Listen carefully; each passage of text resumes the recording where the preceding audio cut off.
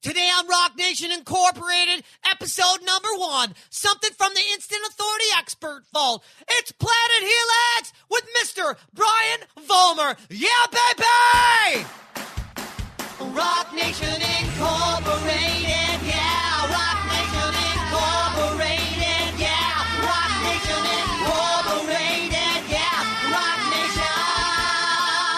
Oh, Rock Nation. Welcome to the craziest show this side of Mars. This is Rock Nation Incorporated.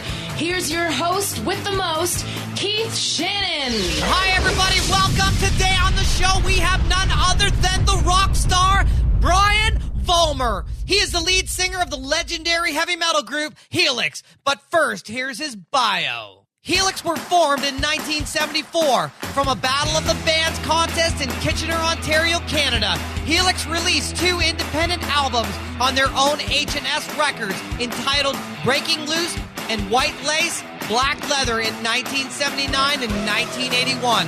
Helix signed to Capitol Records in 1983. They released No Rest for the Wicked, their major label debut. With the smash hit Heavy Metal Love in 1984, they released Walking the Razor's Edge with the huge anthem song Rock You and Gimme Gimme Good Lovin'. 1985, the album Long Way to Heaven is released and 2 more smash hits come out of that. The Kids Are All Shaking in the USA and my fave, Deep Cuts the Knife. Without further ado, please welcome to the show the lead singer from the heavy metal band Helix, Mr. Brian Vollmer. Yeah, baby, give it up. Yeah, baby. Yeah. Brian, why don't you tell us what you do, what's going on in your life today? Really your chance to plug anything you like, my friend. Nice to be here, Keith. Yeah. Well, we're just about to leave for Europe on Monday, and we fly into Germany, and from Germany we go to Switzerland, back to Germany, then over to Sweden, Finland, and we end off in Norway. Come back home at the end of October, and we're still busy in Canada right up to the end of the year. We have a big gig up in Cambridge at the Newfoundland Club, which I think is sold out in Halloween. A couple weeks later, we're out at Cannabis Stock in Vancouver, BC. And the weekend after that, I believe we're in Calgary at the Deerfoot Casino and possibly in Edmonton at another casino. And we end off the year right now anyway doing the toy drive in Brantford at the Army and Navy Club. And love it. At the new revised Masonic Temple in Stratford. That's awesome, man. That is so good to hear. Well, I always like to start off every show with a little thing called Instant Authority Expert, where you tell my audience in 5 minutes or less the steps on how you became an expert in your particular field of interest. And your field of interest is you're a freaking rock star. So let's walk the walk and talk the talk. Brian, why don't you share with us when you found music, joined Helix, became a rock star, and finish at where you are now? I know that's a big career. If you could put that into 5 minutes or less, that would be awesome, and then we will get into it a little by little after that. Basically, you just got to love what you do, Keith, and you got to keep going forward. Pick a goal and have goals goals in the future, maybe a couple of years, and immediate goals that you're going to achieve. But there is no set way to achieve stardom in the rock and roll business. You just have to love music and keep going forward, and it's as simple as that. I love it. I love it. Awesome stuff. Well, here at Instant Authority Expert, we believe that success leaves clues, to quote Anthony Robbins. And what I try to share with my audience is the common thread, the rituals, the patterns, and the excellence that make success possible. All right, Brian, let's dive right into how you achieved all your success. Brian, let's talk about passion. Tell me what you love about what you do. Well, you know, when you talk about passion, you're not talking about one big burst in one single day. You're talking about a controlled passion over a long period of time. There were many instances over the course of my career where I wanted to quit, but I didn't give up. I kept going on. And I read this about you. I thought that was very fascinating, actually. Our manager used to say to us, it's not the big things that'll break up the band. It's the little things, like the way the guy beside you brushes his teeth. It really is true. It's like being in a marriage only with 6 or 7 people. Yeah. It wears you down after a while, especially having the crazy sleep patterns that we did back in the 80s and the substance abuse that we occasionally indulged in. Yeah, baby. But I think a bigger deal was the sleep deprivation. We used to have a crazy rule in the band that you had a 2-hour driving shift, and depending on where your shift come up, you had to get up and drive. And sometimes you literally just get back to sleeping and have to get up and drive for 2 hours. But there's been so many times during my career that I've been told to quit. And because I love doing what I do, I kept going. I think, one of these days I might retire. You never know. But for the time being. Don't say it! Well, it isn't music that drags me down as much as the business sometimes. It's very stressful. Sure. And, you have to have a balance when you get to a certain point in life between your family life and your life in music. So yeah. It isn't as extreme. When you're a kid, and by kid I mean your teenager, early 20s, sex, drugs, and rock and roll would get you through. But as you grow older, you have to have a little bit of stability in your life. I know people don't want to hear that, but no, I think they do. I think we're in the reality these days where people understand that, Brian. Yeah. I love that. Listen, if you would be so kind to close your eyes and remember the moment you knew you wanted to be a rock star, can you express that first time to the audience, Brian? I knew exactly when I wanted to be on stage. It was I was about I'd say about 8 years old. And I went to a Catholic rural school, and we used to once a month have Red Cross Day. And I was picked by the teacher to put together a play for Red Cross Day, and it was supposed to be on how the Red Cross treats people overseas with their medical conditions. And so I had one of my fellow classmates, a girl by the name of Bernadette Stemler, help me out, and she was the doctor and I was the patient. And, I kept clowning around, and the whole class was breaking up. I don't know because I was being an idiot or because it was being funny, but I was a kid that was fat and had pimples and come on now, and not too many friends. So that was like the biggest day of my life. And I'll never forget the feeling of elation that I got. And I knew exactly what I wanted to be right then and there.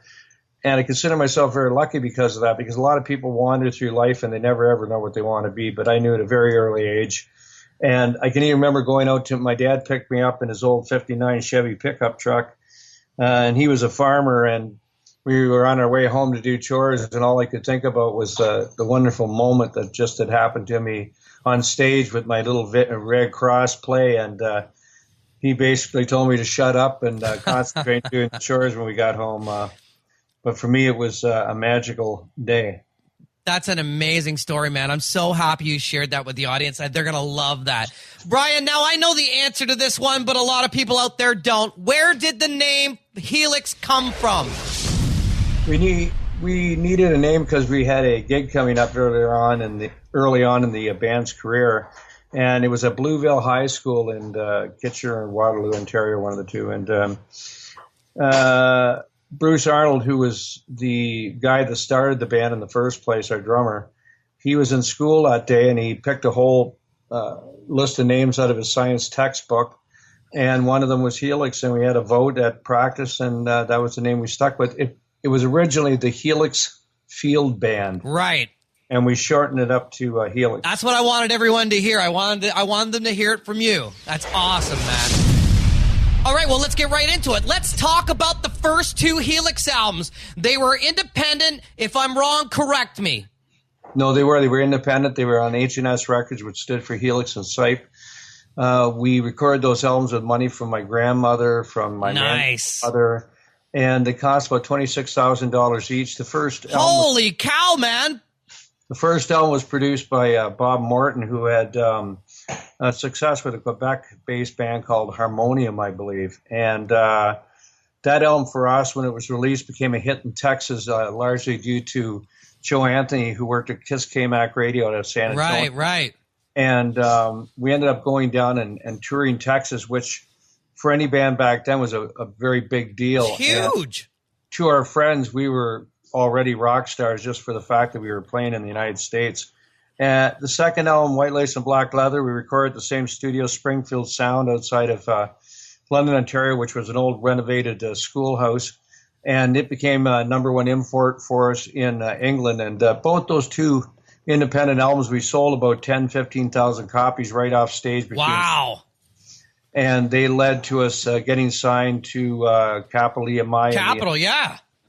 And we were never signed Canadian. We were always signed American. I did not know that. That's an amazing accomplishment for a Canadian band. Yes, and we had approached all the major labels and basically been turned down by all of them. And not only did they turn us down, but they kind of ridiculed us and told us that our music was out of date. And I believe one of them called our music dinosaur music. Boo! And I still have one of the rejection letters framed downstairs by a guy named Don Vito from CBS Records. And it's really funny because sounds like the mafia. He was actually upset that whoever had sent the music to him had sent it to him, because he basically indicated he had better things to do with his time than listen to this shit. And what an asshole. But the thing that really got me was when he signed his name on the D on DeVito, right? It had a great big pompadour type of top on it, which kind of indicated that the grandeur that he considered himself. Yeah. That's awesome. I can't believe $26,000 for those two albums in what, 1978, 79? The first album was done in 1979. The second one, White Lace and Black Leather, was recorded in 1983. That is a lot of money, man, for back then. That's a lot of money now. Yeah, and that album was recorded by Lachlan McFadden, who had done work with Harlequin and had success with that band. And that's awesome, man. I still see the Harlequin guys, and I know George Belanger very well. He's a good friend of mine. I love it. So now this brings us up to 1983. The album was No Rest for the Wicked, and you guys got major rotation with that on the video channels. Can you tell the IAE Army all about how that song came about and what it did for your career, which was one of my favorite songs, Heavy Metal Love? We wrote Heavy Metal Love up in Stratford at the Queen's Hotel one night when we were playing there, and it became a huge hit for us, largely because of MTV in the United States. Yeah. First year for MTV, but we wrote the song about Joan Jett. And did you really?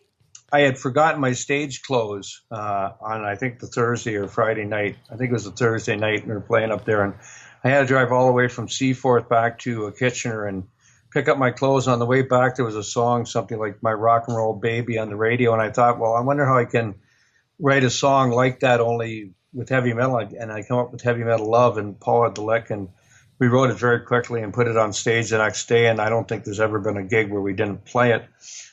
Ironically, the Queen's Hotel just burnt down a couple months ago. That's crazy. You know, I love that song, man. I remember when I was a kid, that's all we used to watch. I mean, that song, I'm a Canadian kid, so here in Canada, as much as it was on the video channels, MTV in the States, it was on Much Music and heavy rotation up here in Canada. I mean, you couldn't turn on Midweek Metal Mania without seeing Heavy Metal Love with Brian. Like I said, there wasn't too many videos back then, so... Yeah, so they had to play it, which was awesome. Yeah, and I think radio is always reluctant to play heavier stuff. And back then, even though it sounds like a very much of a pop song nowadays, back then it was pretty heavy stuff for the radio. Yeah. I think Canadian radio especially was reluctant to play that song, whereas in the United States it became a huge hit for us once again because of the push from MTV. That's awesome. We were pulling into places like Washington, D.C. on that first tour. And there'd be lineups literally a block long to see the band. And we just had no idea the incredible impact that TV would have on our career. And being signed to like a state's capital label rather than a Canadian capital label. That's correct. With worldwide distribution, it was the same year that we ended up going to Europe and touring all across Europe with Kiss on the Lick It Up tour. That's awesome, man. For Kiss historians, was the first tour that they played without their makeup. And Vinnie Vincent was in the band. That's correct. And we played the first gig where they played with their makeup off in Lisbon, Portugal. That's awesome. 1983. That's awesome. I love that story, man.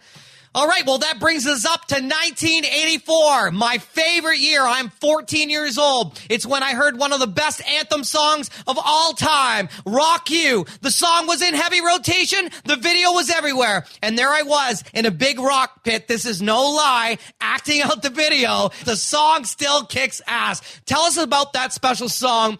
And was it as big of a hit all over the world as it was in Canada, as it was for me? And can we talk about, which I just kind of learned yesterday, the censored version of the video? Well, first off, the song was brought to us by Bob Halligan. He actually wrote the song, and there was a connection with Barry Bergman through Tom Tremuth, who produced the first album. Barry Bergman was Bob Halligan's manager. They brought us the demo, and I wrote changed all the verse lyrics to it, and we kept the chorus. We, once again, had no idea of the impact of the song, and we were down playing Nassau Coliseum in New York with backing up Rush on the Grace Under Pressure tour. Nice. And we were standing backstage when news came that the album had gone gold. And, yeah, baby. and I have it on my Super 8 camera, and somebody jokingly says, yeah, and we're waiting for it to go platinum, and everybody goes, oh, it has a big yuck, yuck, yuck, yuck. And two weeks later, that album did go platinum in Canada. Became a huge hit for us all over the world. In fact, down in South America, it got played every day, the video, and we didn't even realize how much airplay and exposure it was getting. The X-rated version was done by Capitol Records because by this time it was the first year for the Playboy channel. Right. They wanted to cash in on that fact and have an X-rated video where the girls showed their titties a little bit. Yeah. I saw it, believe it or not. I've been a huge fan for 30 years, and I saw that video doing some research to talk to you. I saw it yesterday, and I actually saw the boobies in it. I was like, no way. That was a brutal video to perform. We did it at the London Brickyards, and it was so cold. Was it? It was freezing cold in the spring, and we filmed till 6 o'clock in the morning when Brent went in the water for the, where he's under. Yeah, where he pulls out with the guitar. Comes out like, what is it, some pre-Cambrian type of guitar player. It's awesome. So he must have been freezing.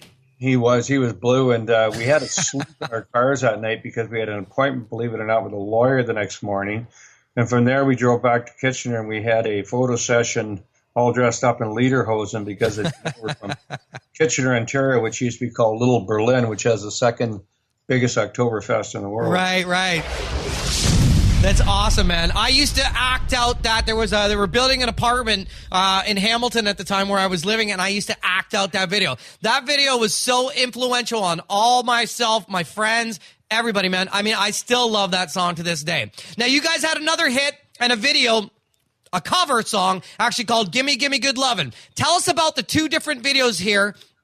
You had a censored version that I saw yesterday as well. I guess that was the same kind of idea. Yeah, Capital EMI wanted another video for the Playboy channel. That particular video was shot in Francis Ford Coppola's old studio. Nice. In Hollywood. And I remember that Robin Williams, Richard Pryor, and Rip Taylor all came over to watch us. No kidding. There was girls from Playboy, We Magazine, Hustler, and Tracy Lords was also in that video. Yeah, I read that yesterday. That's awesome. She was very young, too, at the time, 15 or something. That's correct. We had no idea even who she was, and it was funny because the other girls on the set were talking about the slut, and we're going, the slut. Right? And then we found out later on they were talking about Tracy Lords. But she made a big name for herself, that girl. That was crazy. So I watched the two videos because I remember the video back from in the 80s when I was a kid, Gimme Good Lovin'. And then so I see the one version they have the blue tops on, and the other version, there's no blue tops on, and I had never, ever seen that version. I had to ask you about it, man, because that was crazy. Now, do you feel that helped?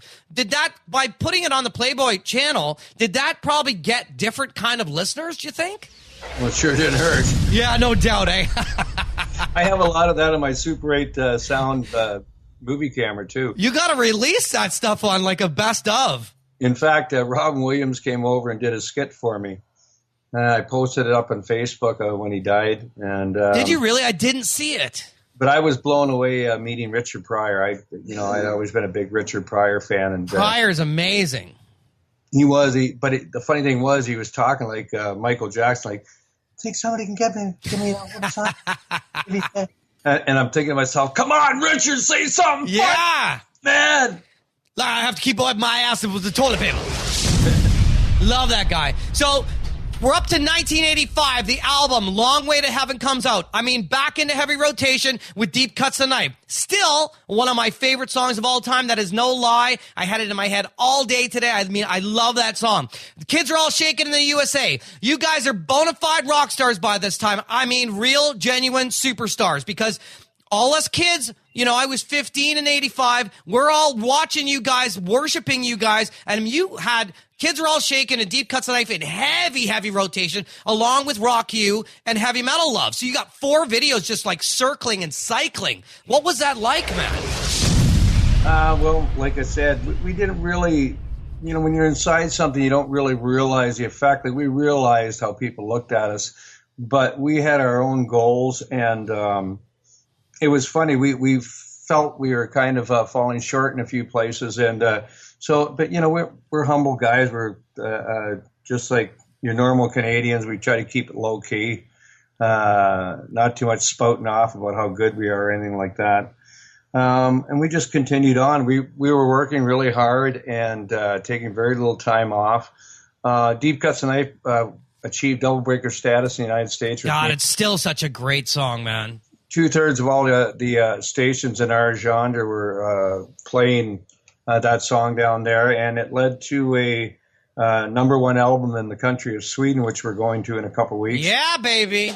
And we toured right around Sweden, right inside the Arctic Circle, and it was a special album for us. The Kids Are All Shaking video was another video we did at the Massey Ferguson plant. And that, again, was Rob Corley from Champagne Productions, who also did the video for Rock You. That video, Kids Are All Shaking, man, that was on every day. Like, it was on all the time. Like, we had actually, like, the Canadian kids, like myself and my friends, we had actually thought you guys were like an American band at that point because of that title, The Kids Are All Shaking in the USA. So that couldn't have hurt you in the States, that title. No, and the funny thing was, you know, being Canadian, you always try to make it more of a Canadian song, but the rhyming scheme didn't allow me to do that. I love it, I love it, I love it. Well, listen, kids, we're going to end that right there, and then we will be talking to Uncle Brian for part 2 about the rest of his career. But, Brian, what music besides your own are you listening to these days? Who's influencing Brian Vollmer? Oh, geez, I listen to all sorts of stuff. I listen to the new Slash, Amy Winehouse, when my nice. Are in the vehicle. But, you know, Robert Plant, I love listening to Robert Plant's solo albums.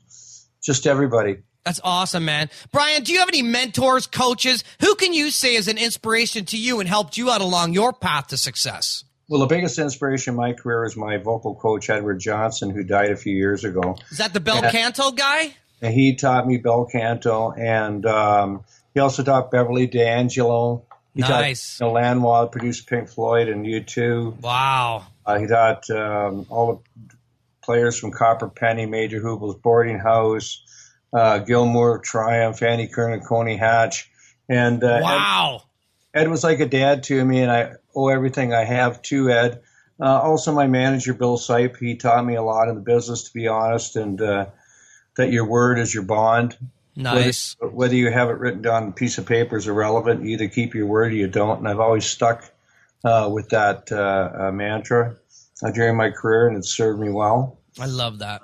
So more people that have directed me on how to conduct myself in my life and in my business, I think. Brian, do you have a favorite cause or charity of choice that's close to your heart? Well, we do charities every year. I like doing charities for animals. I'm a big animal lover. Myself as well, and the audience knows that. But, you know, we do things, whatever come up. If people come and ask us and we're available, we'll do certain things. You know, I used to have a thing down the street at the local club for street kids, which we donated to every year to help raise money for kids on the street. I have a good friend, Dave Southern, who is a former student of mine, and he's connected with the hospital, the cancer hospital, and he gets guitars 40 at a time, and he gets me to sign it by all sorts of different celebrities, and they auction them off for charity. We did a couple by Nelly Furtado, for instance. Nice. Sheepdog signed some for me. Yeah. Trooper just did some, and I think the Nelly Furtado guitars went for $800 a piece. Oh, that's awesome, man. I put a Trailer Park Boys. Yeah, you had a couple cameos in that. Yeah, and it went for about $600, one of the scripts. That's awesome. So, we keep our hands in charities. When we had the 30th anniversary concert, we took all the old Helix shirts and we auctioned them off, and I think we raised $1,000 for Tim Hortons Kids Camp. Oh, that's so cool, man. That's awesome. Well, you should be giving back to your community. Yes, you should. It's one thing that this show promotes, man. That's why we asked that question. Brian, what's the best piece of advice you can share with our audience today? Basically just to love music and keep going forward and do what your heart tells you to do. I love that, man. I love that. And now we enter the speed round. The speed round, there is no right or wrong answer, just your personal preference. Brian, here we go. PC or Mac? Progressive conservatives or what? PC or Mac, and you would be PC. I'm PC, but everybody tells me I should be using a Mac. Yes, you should. I just want one without a virus. Well, because that's PC, man. Mac don't get virus. That's what that question's for. Facebook or Twitter? Facebook. YouTube or Vimeo? YouTube. Record companies or self-publishing? Oh, geez. That's a good one. I don't know. Self-publishing, I guess. Nice. What's your favorite curse word, Brian? Gosh. Today or tomorrow? Today. Before we say goodbye, there are a few more questions I know the audience is dying to know. Brian, what's your preference, dogs or cats? Cats. Beer or wine? Don't drink. The Beatles or the Rolling Stones? Rolling Stones! Yeah, baby! Awesome interview. Thank you so much for your transparency, your insight into your thoughts of success. Brian, you guys are traveling. Tell everybody again what you have coming up, where you're going to be. Then we can say goodbye. Well, next week we're in Munich, and then we go to Switzerland, back to Lichtenfels, Germany, then Nuremberg. Then on Wednesday, we're in Hamburg, Germany. Then we have a 12-hour drive to Sandviken, Sweden. Then we're in Trollhagen the next day after that. Then Helsingborg, playing on a boat down the harbor. Nice! Doesn't go anywhere, just sits there. But we play. Then the next day, we have a 6-hour drive back to Stockholm, fly to Helsinki, and party our ass off in Helsinki. Nice. Finland, play the next day in Helsinki. Then we fly back to Stockholm, where I meet my good buddy Danny Heinz from the group Weapon. And from Stockholm, we go to Örebro and then to John Coping, and we end off in Djurgården, Norway, outside of Oslo. Fly home on the Sunday, and then the next weekend we play in Cambridge at the Newfoundland Club for a Halloween party. Awesome. 2 weeks after that, we play Cannabis Stock in Vancouver.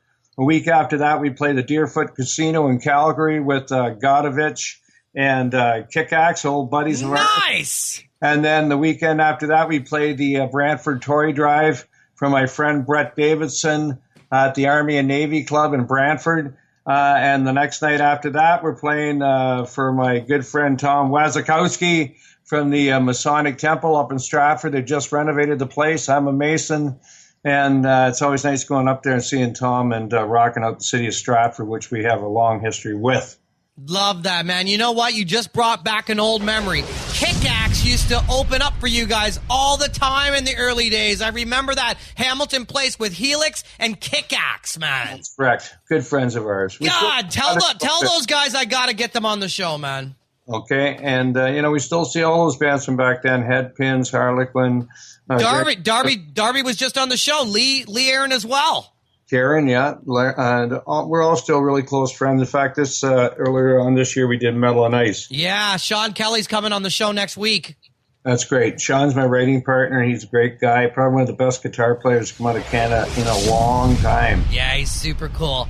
Guess what, Brian? I now declare this day as Brian Vollmer Day. Yeah, baby, give it up! Yeah, baby! Ha-ha! Thanks, Brian. Thanks, everybody. Rock you, Keith. Rock you! Wow, isn't Brian Vollmer just amazing? I mean, he's a childhood idol of mine. Now listen, we only got to part 1 today. When Brian gets back from his European tour, we're going to hit part 2. And you guys got to check that stuff out. Now I just want to give a shout out to Bob Barker. He always says, spade and neuter your pets and help control the pet population. Now you've had a taste on how good things are on this side of Mars. Go to rocknationincorporated.com and hit the subscribe button and never miss another show again. And remember, people, rock and roll will never die. This is Keith Shannon for Rock Nation Incorporated. We will see you on the next show.